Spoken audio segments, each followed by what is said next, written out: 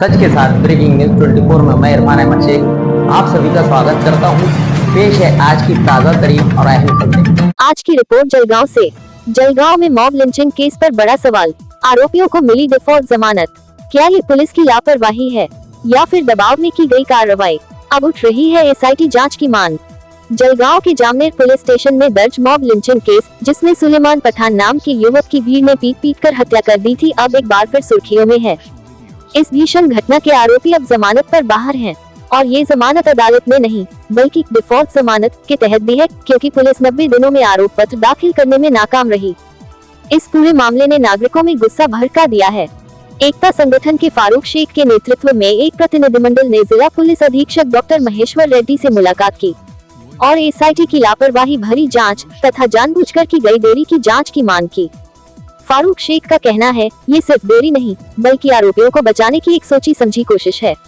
आखिर एसआईटी पर किसका दबाव था या फिर किसी आर्थिक प्रलोभन का मामला है? वहीं पुलिस अधीक्षक डॉक्टर महेश्वर रेड्डी ने सफाई देते हुए कहा, पुलिस ने 7 नवंबर को ही आरोप पत्र तैयार कर लिया था, लेकिन कोर्ट के क्लर्क और छुट्टियों के चलते प्रक्रिया में देरी हुई। हम 2 दिनों के भीतर सत्र न्यायालय में डिफॉल्ट जमानत रद्द करने के लिए अपील दायर करेंगे।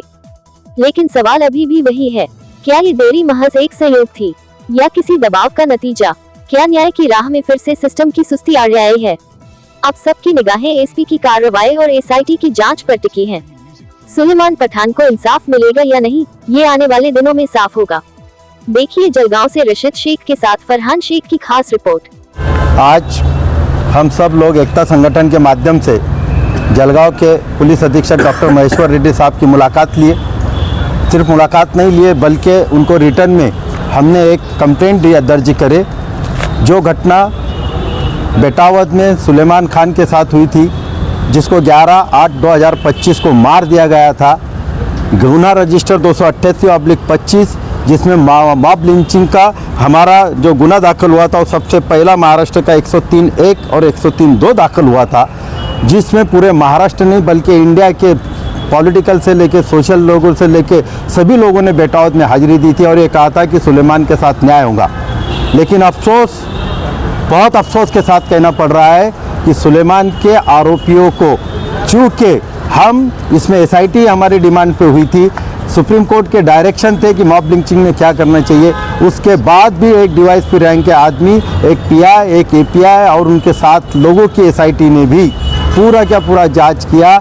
जांच में जहां हमको डाउट जा रहा था, हमारे फिरियादी ने हाई कोर्ट में रिट पिटीशन अर्ज दाखिल किया, गवर्नमेंट के अगेंस्ट में गए, गवर्नमेंट को इशू नोटिस हुआ और उनकी 13 तारीख को है। लेकिन फिर देखो खेल, ये किसका खेल है ये हम भी समझ सकते हैं, आप भी समझ सकते हैं। लेकिन देखो और अभी भी जागो।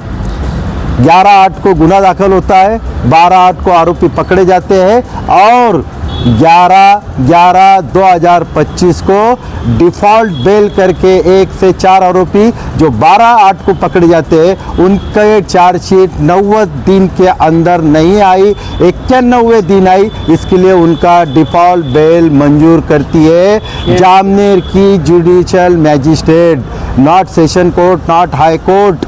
जुडिशियल मैजिस्ट्रेट डिफ़ॉल्ट बेल सिर्फ ये बेस पे मंजूर करती है कि 91वें दिन तुम्हारी चार्जशीट आई। जबकि अभी एसपी साहब से हम मिले, एसपी साहब ने बहुत डिटेल में बताया कि हमने चार्जशीट जुम्मे के दिन यानी 87 डेज को सबमिट किया था, उसमें कुछ क्यूरी निकाला क्लर्क ने और वो रिटर्न किया। शनिचर इतवार कोर्ट छुट्टी थी, पीर को जब मंडे को दिया हमने और मंडे को वो 91 डे आया। इसके लिए किए हमने 2 डिमांड रखे थे कि साहब उनकी विभागीय चौकसी की जाए और दूसरी थी हमारी कि आप इमीडिएट शासन इस पे जाके सेशन कोर्ट में डिफ़ॉल्ट पिटीशन के अगेंस्ट, डिफ़ॉल्ट बेल के अगेंस्ट वो बेल कैंसिल कराए। सर ने हमारी दूसरी डिमांड को इमीडिएट एक्सेप्ट कर लिया है और कल के कल यहाँ पे सेशन कोर्ट में वो एप्लीकेशन दाखिल कर रहे हैं सरकार की तरफ से कि उनका बेल 1 से 4 नंबर का आरोपी का बेल रिजेक्ट किया जाए। और हमने ये भी कहा कि अगर कोर्ट के क्लर्क की गलती है या आपने कोई इसकी गलती है, उसके इन्वेस्टिगेशन होना चाहिए, क्योंकि ये पूरे महाराष्ट्र में गया था ये मैसेज कि मॉब लिंचिंग हुई है, जलगांव में हुई है और अगर ये आरोपी ऐसे छूटेंगे तो इससे ऐसा लगेगा समझेगा कि ये सरकार की, ये पुलिस की, ये कोर्ट की, ये सब की मिली भगत है और किसी एक समाज को टारगेट करके उसको ख़त्म करने की ये कोशिश हो रही है। इसके लिए अगर न्याय नहीं मिलेगा तो ये इस केस में हम कसम खाते हैं खुदा की कि हम ज़रूर रास्ते पे आएंगे, ताकि हम शहीद क्या न हो लेकिन हम वो सुलेमान को न्याय दिला के रहेंगे इंशाल्लाह। इसी तरह की ताज़ा अपडेट देखने के लिए हमारे चैनल सच के साथ ब्रेकिंग न्यूज़ 24 को लाइक करें, शेयर करें, सब्सक्राइब करें और कमेंट करना ना भूलें।